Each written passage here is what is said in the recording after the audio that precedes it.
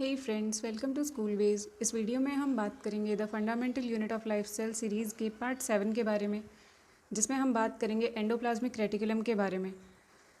जब हमने cell structure पढ़ा था तो हमने सेल स्ट्रक्चर में देखा था न्यूक्लियस के अराउंड कुछ ट्यूबुलर स्ट्रक्चर्स प्रेजेंट होते हैं, जिन्हें हम एंडोप्लाज्मिक रेटिकुलम कहते हैं। एंडोप्लाज्मिक रेटिकुलम दो टाइप के होते हैं, smooth endoplasmic reticulum and rough endoplasmic reticulum.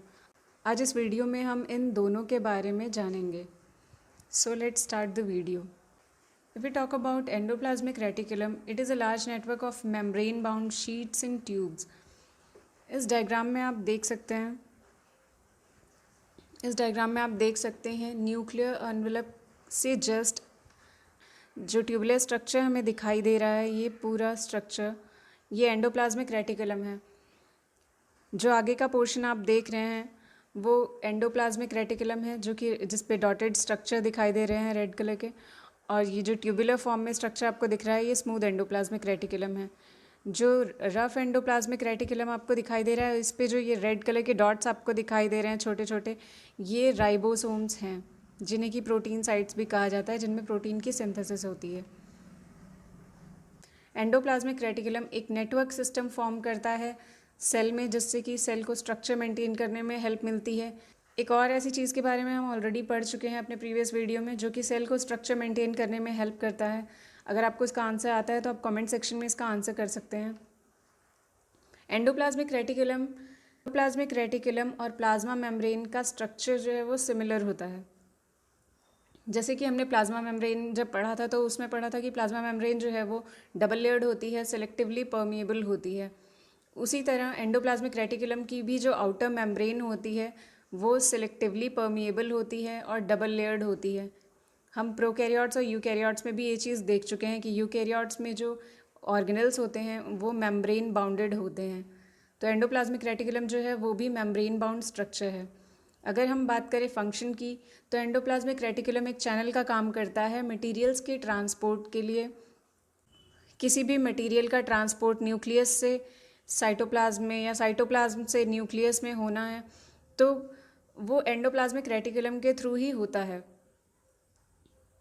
ये कनेक्शंस आप देख सकते हैं, न्यूक्लियस से एंडोप्लाज्मिक रेटिकुलम तक मटेरियल कैसे पहुंचेगा, उसके पोर्स से होते हुए, इन ट्यूब्स से होते हुए सेल में पहुंचेगा या सेल के किसी भी ऑर्गेनल तक पहुंचेगा। और अगर साइटोप्लाज्म से कोई कंटेंट न्यूक्लियस तक जाना है तो यहाँ जो एंडोप्लाज्मिक रेटिकुलम के जो ट्यूबुलर स्ट्रक्चर्स हैं, इनके जो पोर्स हैं, यहाँ से होते हुए ट्यूबुलर स्ट्रक्चर से होते हुए न्यूक्लियस तक वो मटेरियल पहुँचेगा।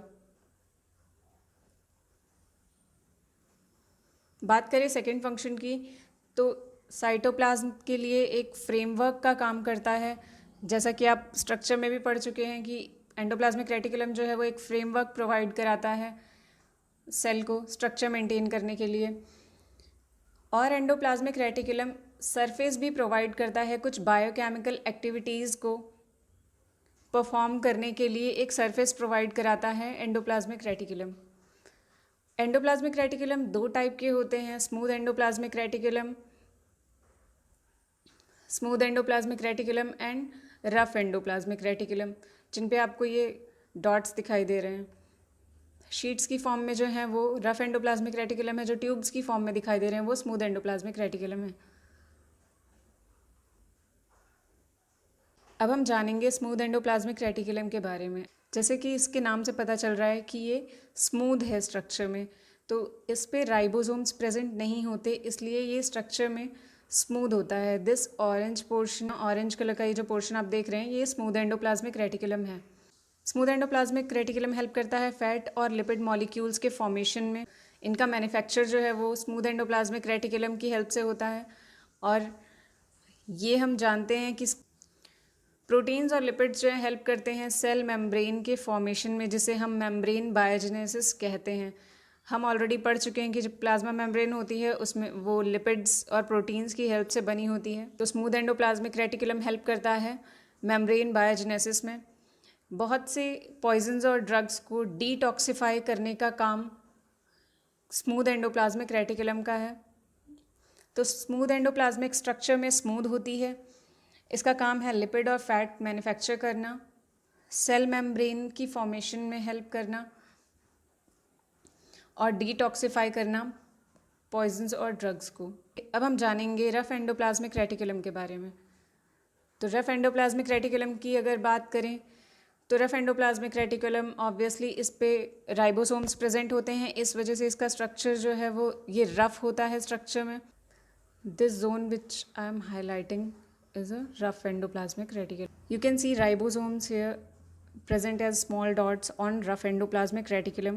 Rough endoplasmic indirectly help करता है प्रोटीन मैन्युफैक्चर में थ्रू राइबोसोम्स, क्योंकि राइबोसोम्स जो हैं वो प्रोटीन साइट हैं और प्रोटीन्स का जो मैन्युफैक्चर है वो राइबोसोम्स के थ्रू होता है और राइबोसोम्स प्रेजेंट होते हैं रफ एंडोप्लाज्मिक रेटिकुलम पे। जैसा कि हम पहले पढ़ चुके हैं, एंडोप्लाज्मिक रेटिकुलम एक चैनल का काम करता है मटेरियल्स के ट्रांसपोर्ट में, nucleus to cell and various organelles. वैसे ही जो प्रोटीन का सिंथेसिस होता है एंडोप्लाज्मिक रेटिकुलम में थ्रू राइबोसोम्स, उस प्रोटीन की जहाँ जैसी रिक्वायरमेंट होती है उसका ट्रांसपोर्ट जो है वो एंडोप्लाज्मिक रेटिकुलम के थ्रू होता है वेरियस ऑर्गेनल्स और साइटोप्लाज्म या न्यूक्लियस तक।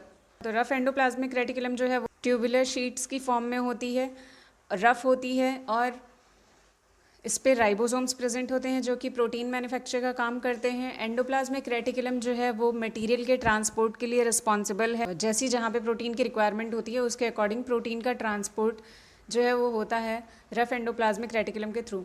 सो we have completed smooth endoplasmic reticulum and rough endoplasmic reticulum. इस वीडियो में हमने जाना एंडोप्लाज्मिक रेटिकुलम के बारे में, उसके स्ट्रक्चर, उसके फंक्शन के बारे में, स्मूथ एंडोप्लाज्मिक रेटिकुलम के बारे में, रफ एंडोप्लाज्मिक रेटिकुलम के बारे में, इनके स्ट्रक्चर्स और इनके फंक्शंस के बारे में।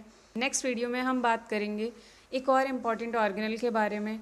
And this is the end of the video. Thanks for listening. Keep learning and keep growing.